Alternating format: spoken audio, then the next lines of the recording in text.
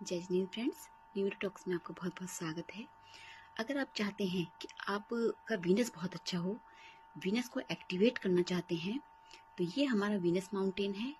इस पर आप इत्र लगा सकते हैं, परफ्यूम लगा सकते हैं, दही लगा सकते हैं, कोई भी खुशबूदार चीज़ भी लगा सकते हैं जिससे हमारा वीनस एक्टिवेट होता है।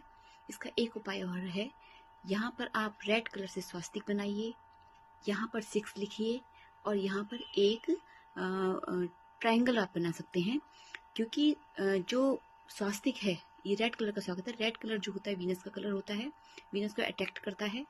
6 नंबर जो होता है ये वीनस को अट्रैक्ट करता है। और जो ट्रायंगल होता है, ये ट्रायंगल एक पिरामिड की शक्ल में होता है जो स्टेबिलिटी को दर्शाता है।